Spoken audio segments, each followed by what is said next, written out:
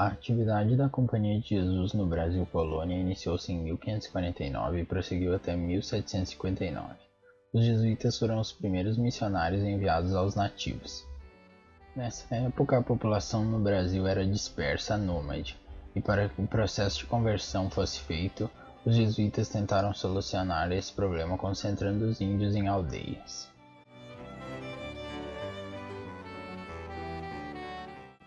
As características desse estilo foram bem sintetizadas pelo historiador de arte e arquiteto Lúcio Costa. Enquanto para os hispano-americanos, onde a ação da companhia prosseguiu ininterruptamente durante todo o século XVIII, a ideia da arte jesuítica abrange o ciclo barroco completo para nós no Brasil, onde as atividades dos padres, já atenuada na primeira metade do século, foi definitivamente interrompida em 1759. As obras dos jesuítas, ou pelo menos grande parte delas, representam o que temos de mais antigo. Consequentemente, quando se fala aqui em estilo jesuítico, o que se quer significar, de preferência, são as composições mais renascentistas, mais moderadas, regulares e frias, ainda imbuídas do espírito severo da Contra-Reforma.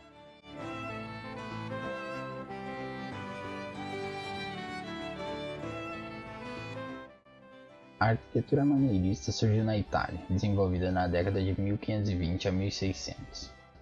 Michelangelo foi seu expoente pioneiro, implantando o Renascimento, sendo por sua vez eclipsado nos primeiros anos do século XVII pelo Barroco, e visava estabelecer as proporções do corpo humano.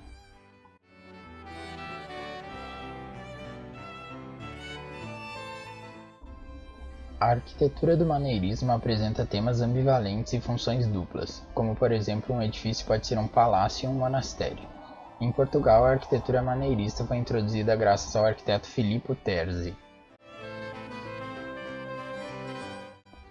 Em 1759, além de inúmeros estabelecimentos pequenos, a primeira fase da arquitetura jesuítica no Brasil contava com instituições de grande importância ao longo do litoral brasileiro, incluindo colégios, seminários e noviciados nos principais centros urbanos. Um dos exemplos mais bem preservados e menos alterados de igrejas em aldeias encontra-se no estado paulista. A Capela de São Miguel, a alguma distância da cidade de São Paulo, é talvez a mais perfeita de todas. As principais vítimas da má conservação foram as igrejas maiores de fins do século XVI e início do século XVII. Os desenhos do arquivo militar nos permitem uma ideia aproximada desses antigos monumentos perdidos, de extrema simplicidade e severidade na planta e elevação externa.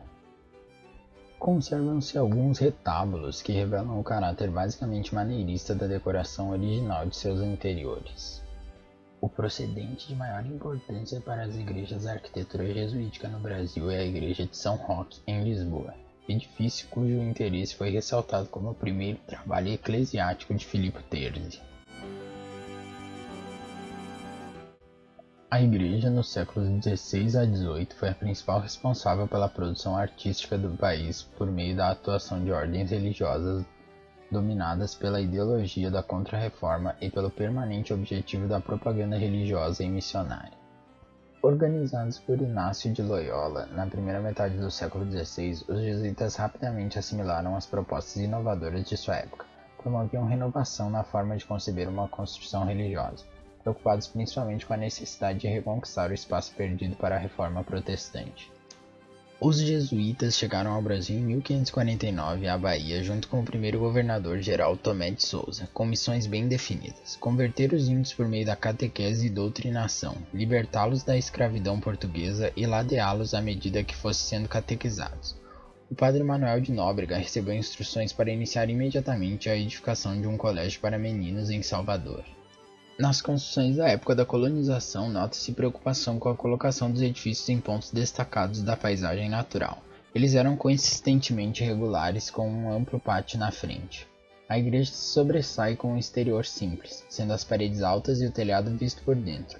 O altar encontra-se na parede oposta à entrada. O olhar dirige-se para o lugar de devoção religiosa e o modo de admiração, pois os ornamentos foram aplicados inicialmente nos retábulos dos altares, ornados de madeira em cujo centro figura uma imagem, termo que poderia se referir-se a uma pintura ou escultura abrigando as figuras dos santos venerados. Exemplo: Igreja São Lourenço dos Índios. Na primeira metade do século XVIII, as construções jesuíticas ainda mantêm algumas características do século anterior, como fachadas e plantas retilíneas e simplicidade ornamental, ao mesmo tempo que adquirem certa monumentalidade, tornando-se altas, planas, repartidas horizontal e verticalmente por pilastras, cunhais e cornijas, com frontões triangulares combinados com torres na fachada. A igreja passou a possuir externamente um volume retangular e dentro os cômodos são encaixados uns nos outros, compondo um conjunto com nave, capela-mor, sacristia transversal nos fundos do edifício e os corredores com toda a extensão lateral. Um segundo pavimento forma tribunas sobre os corredores em um coro. A ornamentação também ganha áreas importantes. A ampliação de decoração dos arcos de junção, construídos entre os espaços dos pilares, cobertos com ornamentos, e dos tetos feitos com forros planos ou abobadados. O conjunto poderia ser folhado a ouro, produzindo efeito de deslumbramento e admiração de outros que entravam nesses espaços. Exemplo, Igreja de São Francisco Xavier e Colégio de Santo André, Belém, e a Catedral Basílica de Salvador, Bahia. Data de 1580, a formação da aldeia de Nova Almeida é a única que mantém a urbanização jesuítica. A igreja e a residência foram construídas num outeiro, pequena elevação de terreno, que ocupava a foz do Rio dos Reis Magos. A Igreja dos Reis Magos e a residência possui excepcional implantação na paisagem, de costas para o mar, em um ponto elevado e sem construções que obstruam a vista para o rio. A igreja tem em frente a um grande terreiro. Sua fachada é simples, composta de um retângulo coroado por um frontão triangular com pináculos nas extremidades e uma cruz no topo. Sua única porta, bem como as 3 janelas do piso superior, tem vergas retas. A porta tem uma moldura de pedra de Liós e o frontão é perfurado com um óculo polilobado. Destaca-se em seu interior o retábulo vigoroso, largo, ocupando toda a parte da igreja.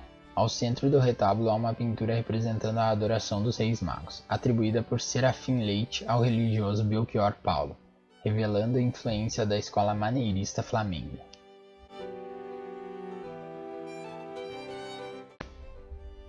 A Igreja Catedral Basílica teve sua planta escolhida por Padre Belchior Pires, mais econômica e que não exigia a demolição do prédio anterior. Em 1694, a sacristia foi concluída e decorada com pinturas. A igreja é revestida interna e externamente de cantaria de Liós, trazida de Lisboa.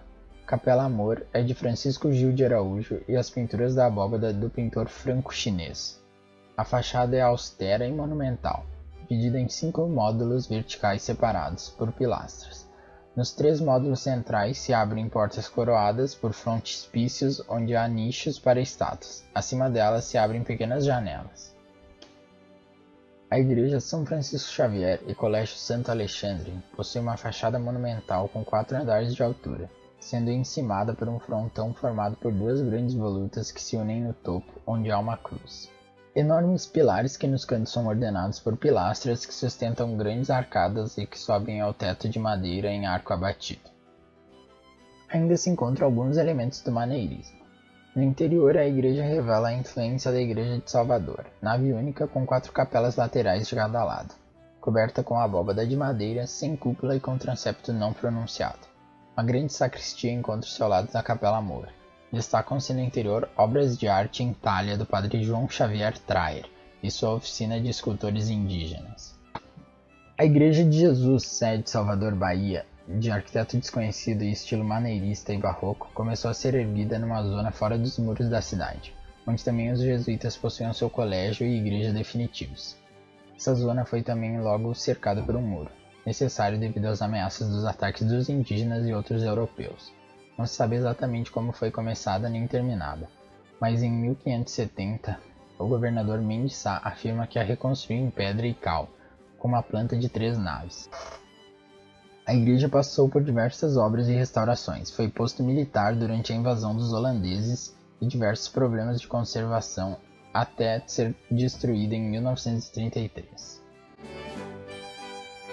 A Igreja de Nossa Senhora do Rosário, localizada no Largo do Rosário, em Embu, São Paulo, foi construída pelo padre Belchior de Pontes no século XVIII, e o convento anexo construído pelo padre Domingos Machado em 1740.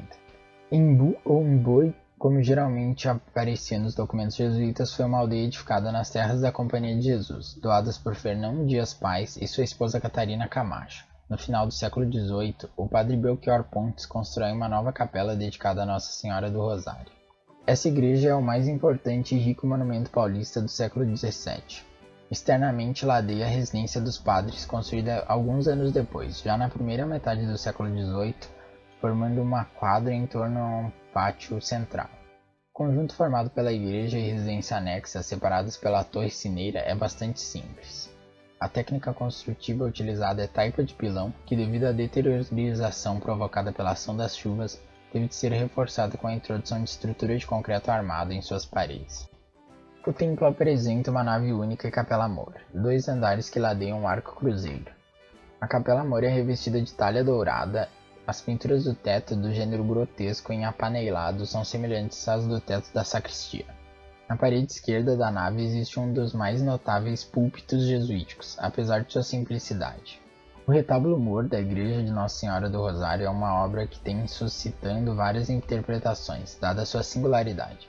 Possui um rico acervo de imagens sacras, entre outras peças, destacam-se seus 4 leões funerários em madeira, de nítida feição oriental. No interior da igreja, nota-se uma preocupação maior com a decoração, principalmente em relação às pinturas dos tetos da capela-mor, em caixotão, e as da sacristia, cujas figuras nesse último ambiente denunciam a influência oriental. Possui um rico acervo de imagens sacras, entre outras peças.